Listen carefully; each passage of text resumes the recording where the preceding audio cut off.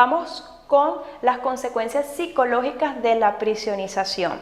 Elizabeth Kubler-Ross habló de las etapas del duelo, ¿ok?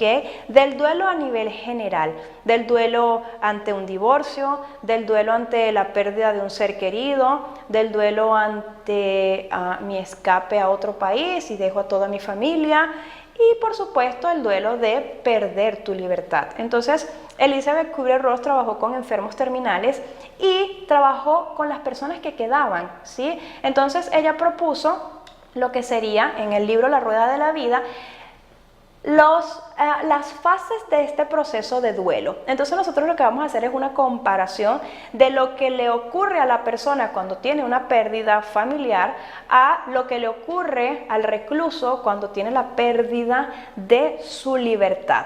Las 5 fases que propone Elizabeth Kubler-Ross como parte de este manejo del duelo son, primero que nada, la negación, segundo, la ira, tercero, la negociación o regateo, cuarto, la melancolía o la depresión, y quinto, ya como último consecuencia o como última fase de este duelo, sería la aceptación, ¿no? Ahora bien, ¿qué tenemos nosotros en esta primera fase? ¿Okay? En esta primera fase de negación. Okay, aquí tenemos sorpresa y miedo. Esto no me está pasando a mí. Ese es el discurso. Esto no me puede estar pasando a mí. La segunda fase, que es la ira, existe incertidumbre y mucha furia que no logro canalizar. Entonces aquí es donde agredo al juez, al abogado, al funcionario, a mi familia. ¿Okay? Luego viene una tercera fase, que es la fase de negociación. Es una fase, digamos, tranquila, porque tengo que buscar de qué forma voy a regatear mi libertad. Entonces, en la fase de negociación hay alguna especie de incertidumbre. Luego viene un pico, ¿okay? O no un pico, sino un punto muy bajo dentro de este proceso de duelo, que es la fase depresiva. En el argot carcelario venezolano, de la subcultura venezolana, se conoce como pegue de cana a nivel nacional. Todas las cárceles manejan, ahora sí, este es el propio discurso del deprimido. Cuando escuchamos a un privado de libertad venezolano que dice tengo pegue de cana, el funcionario debe saber que está muy deprimido interno, ¿ok? Y pues por último viene ya la fase de la aceptación. En esta fase el privado de libertad inicia la socialización carcelaria. Ahora, ¿cómo funciona a nivel del preso? Muy bien, en la primera fase, que es la negación, tenemos el shock carcelario. En la segunda fase, que es la ira, pues actitud déspota e irritables con todos. En la fase 3 de negociación y regateo, pues busca reparar. ¿Cuánto quiere el juez? Pídele al fiscal que negocie cuántos años me van a dar. Muy bien, ¿cómo hago para meter un celular a la cárcel? ¿Cómo hago con quién tengo que hablar? Muy bien, ¿qué quiere la víctima para que no me acuse? Entonces busca reparar de alguna forma el daño cometido. ¿Okay? Luego viene la fase de depresión, que es una fase bastante desmoralizadora en la vida del privado de libertad. Y por último, pues el inicio de la socialización carcelaria, que es la última fase, la fase de aceptación. Aparte de estas fases del duelo, ¿verdad? Se da entonces el fenómeno que Cartman llamó como triángulo dramático, ¿okay? Es un juego de roles que se da dentro de las cárceles y que también se da a nivel extramuro, es decir, en nuestras vidas. ¿Qué habló Cartman? Cartman dijo, en todas las relaciones interpersonales existe una triada, un juego, ¿okay? En donde se establecen 3 roles específicos, el rol de perseguidor, el rol de víctima y el rol de salvador. Dentro de las cárceles tenemos bien especificados estos roles y es una consecuencia también de la prisionización. ¿Cómo se comporta el perseguidor?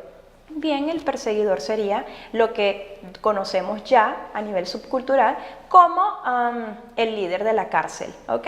Entonces se comporta bajo el influjo de la agresividad, es temerario, es iracundo, no le importan los sentimientos de los demás, su juego preferido se llama te pillé, te alcancé, ¿ok? Y su lema es: debes pisar antes de que te pisen a ti. El perseguidor se convierte en el líder. Al lado del perseguidor, este triángulo dramático es cíclico, ¿ok? Porque de perseguidor yo puedo ser víctima y de víctima yo puedo ser salvador. Entonces puedo mantenerme en ese juego constante de cambio de roles en mi interacción con los demás. Las características del salvador, lejos de lo que pueda parecernos como una visión positiva, el salvador va por la vida prestando ayuda, pero no porque quiera en verdad ayudar, porque de hecho si no tiene víctimas se las inventa, ¿ok?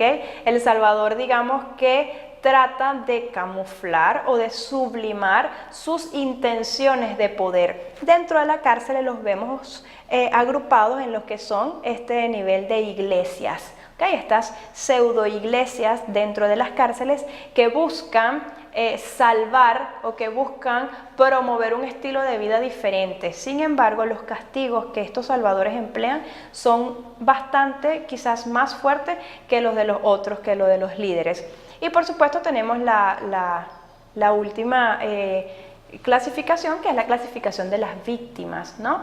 La víctima pues se las arregla para no hacer bien las cosas, ¿ok? La víctima es un dependiente, la víctima es una persona que se siente bien obteniendo atención del salvador y obteniendo maltrato del perseguidor. Evidentemente, porque no es una persona psicótica, en algún momento la víctima se puede convertir en salvador o en perseguidor. Entonces digamos que el triángulo dramático de karma también es una de las consecuencias que más observamos dentro de la subcultura carcelaria. ¿Cómo es el victimario? Bien, el victimario controla, manipula, amenaza, es el líder. La víctima busca generar siempre lástima, ¿ok? Y por supuesto el salvador es el que busca mediar, es el que busca siempre obtener alguna recompensa de un producto de mediación. Por ejemplo, en las retenciones que se dan de funcionarios en las cárceles, quienes por lo general median entre lo que quiere el privado de libertad y lo que quiere el Estado, es el salvador, es este rol del salvador. Por eso es que hay que estar muy pendiente, ¿ok?, de cuando evaluamos a los reclusos, de saber el rol que ocupa dentro de la cárcel.